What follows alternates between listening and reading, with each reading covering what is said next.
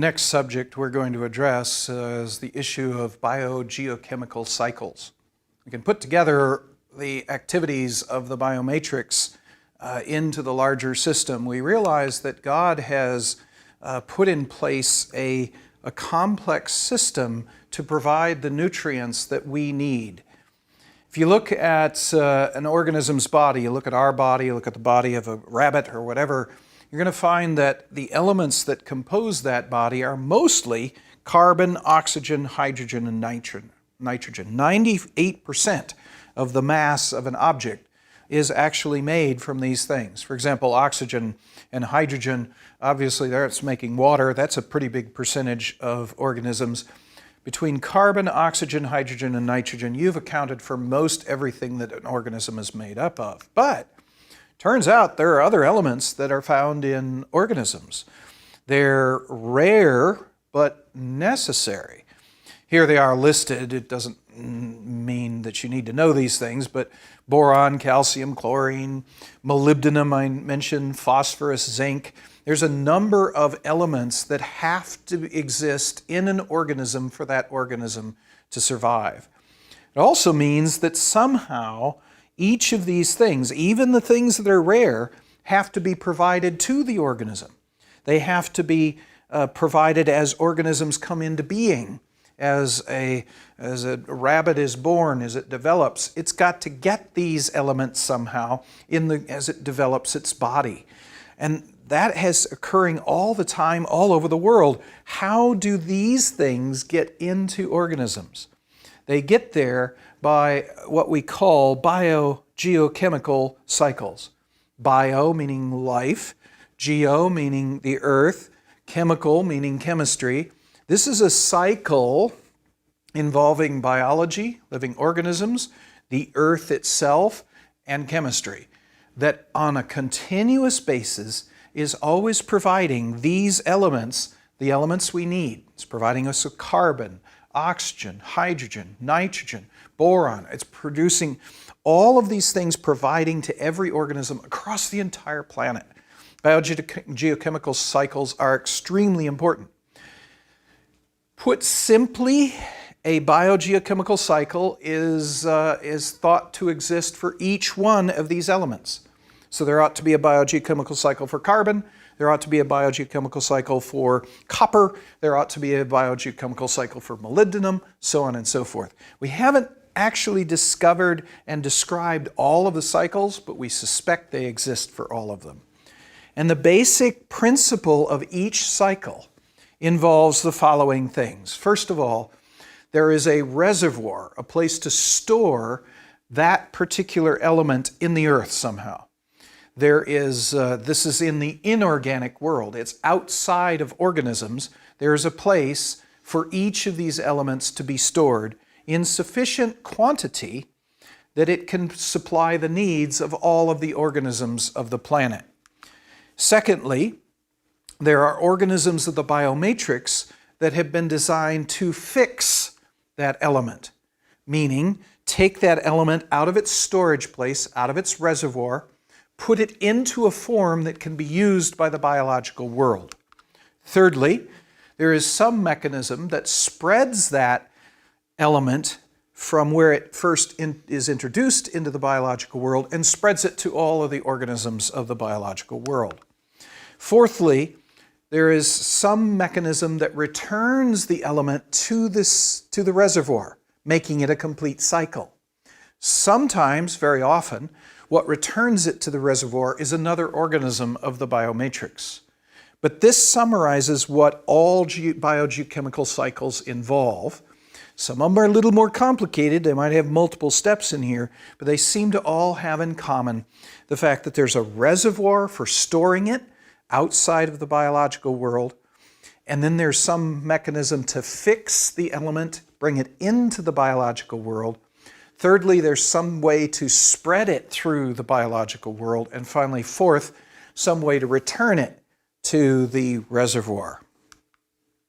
We're going to give 3 examples just to get you the flavor of what a biogeochemical cycle involves.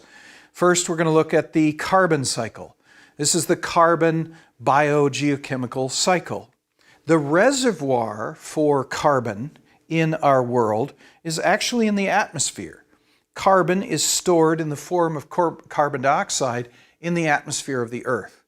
Even though carbon dioxide only occupies about 0.3% of the atmosphere, that's enough carbon to supply the carbon needs of the entire planet, of all organisms on this planet.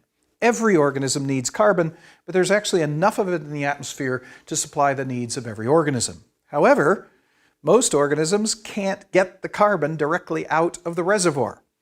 So there are organisms specially designed to fix the carbon, take the carbon out of the atmosphere and put it into organisms. The process of photosynthesis is the primary mechanism whereby carbon is fixed. And so photosynthesis fixes the carbon into a form that can be used by organisms. That brings it into the biosphere. On land, that's primarily done by plants. In the water, that's primarily done by algae. Once it is fixed, the next step is to spread it to all organisms. This is done by consumers eating the producers, animals eating the plants, animals of the water eating the algae, and that spreads the carbon to the consumers. Consumers of consumers spread it from there, and this is how it gets spread all the way through the biosphere, all the way through the organisms of the planet. The last step then is to return the carbon to its reservoir. This happens in a variety of ways. One is if an animal dies, decomposers, usually of the biomatrix, will break down the biological molecules and release the carbon dioxide back into the atmosphere again. Another method is by a process we call respiration. In both plants and in animals, carbon can be released by the animal or the plant breaking down the things that contain the carbon and release the carbon dioxide in the process. So animals respire. They take in food, which contains carbon, they break it down by respiration, and they release carbon dioxide back into the atmosphere. Turns out plants do the same thing. For example, at night, when the plant isn't photosynthesizing, it is getting its energy by breaking down food and releasing carbon dioxide. So we have the entire carbon cycle. We got carbon dioxide stored. Carbon is stored in the reservoir of the atmosphere. It's fixed by photosynthesis, it's spread by consumption, and it is returned by decomposition and respiration. A second cycle is the nitrogen cycle. A bit more complicated than the carbon cycle. It's similar to the carbon cycle in that the nitrogen is actually stored in the atmosphere in the form of nitrogen gas. It's different than the carbon cycle in that the fixers are different. Photosynthesizers can't fix nitrogen. It's special bacteria, nitrogen-fixing bacteria, that fix the nitrogen and transform it into, in this case, ammonia. Ammonia is then transformed by ammonia-oxidizing bacteria, other members of the biomatrix, into nitrites. And then a third type of organism in the biomatrix changes nitrites into nitrates. Nitrite-oxidizing bacteria do this. The nitrates can be picked up by plants. Plants can pick those up. The nitrogen is brought into the biosphere in that fashion. The nitrogen is then spread through the biosphere by consumption, by animals consuming the plants. And then the nitrogen is returned to the atmosphere by, again, a multi-step process. Decomposition produces ammonia, and then that can go back through the system back into nitrates again, or nitrates can actually go back into the atmosphere by denitrification done by denitrifying bacteria. I know that's a bit complicated. There's just extra steps in here that allow the nitrogen to be transformed in not just one step, but multiple steps. But otherwise, it's the same sort of thing. It's nitrogen stored in the atmosphere, fixed by nitrogen-fixing bacteria, spread by consumption, return to the atmosphere by decomposition. In the case of nitrogen cycle, it's got some extra steps in there. It's not done by one organism, but by a string of organisms, but it's still a cycle providing nitrogen. A third example is the sulfur cycle. Here, the sulfur is stored in a different place than nitrogen and carbon, which are stored in the atmosphere. Sulfur is stored in rocks of the earth. And this is true of most of the other elements, in fact, that we need. Most of them, like iron and magnesium and manganese, are stored in the rocks of the earth. So sulfur then is in the form of elemental sulfur or sulfides in rocks. And so we have sulfur oxidizing bacteria that transform sulfur into sulfates. And then the sulfates are picked up by trees, by plants. So we've got the fixing organisms in the sulfur cycle are usually the sulfur oxidizing bacteria. Then the sulfur is spread from the plants to the animals by consumption, and it is returned to the reservoir of the rocks by decomposition. Decomposers will send it either directly back into sulfates, which can turn it back into the biosphere again, or the sulfur-reducing bacteria can put it back into sulfide or elemental sulfur form. Again, same sort of principle. It's stored, in this case it's stored in rocks. It is fixed, brought into the biosphere, spread through the biosphere by consumption, returned to the reservoir by decomposition. The biogeochemical cycles are amazing things, really astonishing designs. The question is, where did they come from? Where does this process of, where's the biomatrix come from? Where do these biogeochemical cycles come from? And the first observation to answer that question is to observe that the biogeochemical cycles are what I call elegant. I have not introduced that term before, so I need to explain that. What I mean by elegant is something that's pretty and simple. More specifically, elegance is when you do something rather complicated in a very simple and beautiful way. There's usually more than one way to do things, and sometimes one way to do things is to have a very complex process that is very awkward and clumsy, but it does do the job. Like you could design a car that could get you from one place to another, but it would look really ugly. And it might be a little, little rough ride, but it would fulfill the function. On the other hand, someone else with much more design sense could create a car that looked pretty and got you to where you were going and did so very smoothly. You would look at those two cars, both of them got you there, both of them did what a car is supposed to do, but one's prettier and one is smoother. The one that is prettier, you're more impressed with the designer of the one that did it so that it looks good and that it's smooth. That solution, that design for producing a smooth-looking, pretty car is what we'd call elegant. That's an elegant solution. The other one is kind of an ugly solution. It might do what it's supposed to do, but it's not pretty. Biogeochemical cycles are elegant. They do some rather complicated things, getting carbon and boron and molybdenum and iron to all the organisms of the planet. Now, that could be done in some rather awkward and complex ways, but how it actually gets to us is by these rather simple, I know some of them looked a little complicated, but when you step back and look at it, they are amazingly simple. This reservoir, fixation, spreading by consumption, return by decomposition, a very simple solution to a very complex and difficult problem. So the biogeochemical cycles seem to be the simplest way to solve a complex solution. And honestly, they look to me like they're beautiful. It's just like, wow, this is really cool how this happens.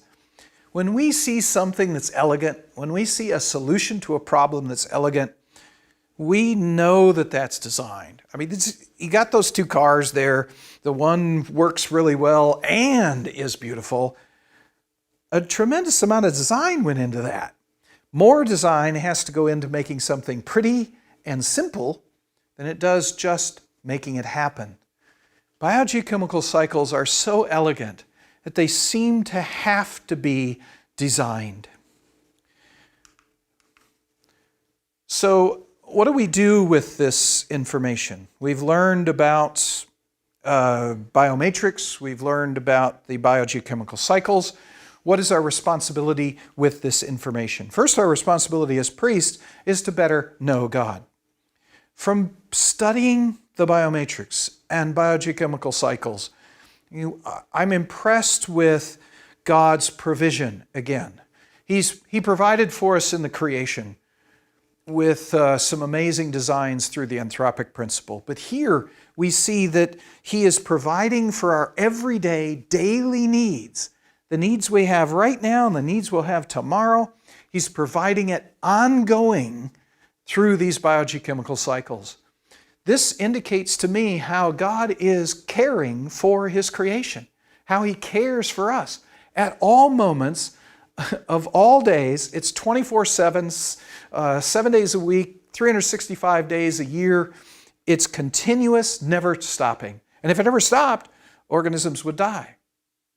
This is an amazing ongoing provision showing, I think very dramatically, God's love and God's care for the creation. It also shows, again, gives insight into what it means for God to be the creator. It seems very clear that the design of the biogeochemical cycles is too elegant to be anything but design. But that means God created it. God put it together. God thought about this, which points out His wisdom and it points out His power. Because He didn't just figure out how it should be, He actually created it exactly that way. And in the fact that we can see this, we can discover this, and we're still discovering it, indicates that He has created it in such a way that we can discover it. He wants us to discover it. He desires us to understand His love, His provision. So He's created these illustrations of His love in the creation. And all that stuff just awes me. The idea that God, such a God of such incredible love, a God who has such incredible wisdom and power, wants me to know Him, wants you to know Him, is awesome to me. As I learn about biogeochemical cycles, about the biomatrix, and we're continually learning more every day about these things, I'm in awe. I feel like I want to stop every once in a while and just praise God. And in the process, I get so excited sometimes I want to bring others in.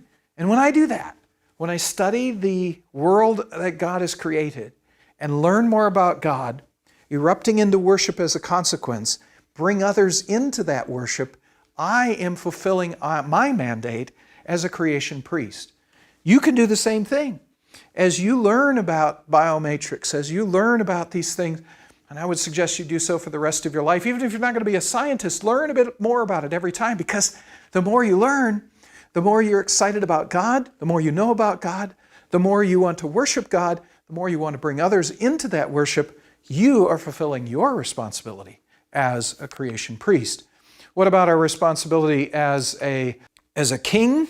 We need to preserve the biomatrix that we have about us, those things that we see.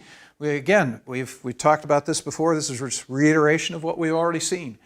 Don't destroy the water cycle. Don't destroy the carbon cycle. Don't allow organisms to go extinct if we can. Preserve the biomatrix that God has created so that we can pass on to the next generation the same picture of God that we see, which is an awesome God that looked forward, anticipated our needs, and created the world in such a way as to meet our needs every single day of every single year of our lives.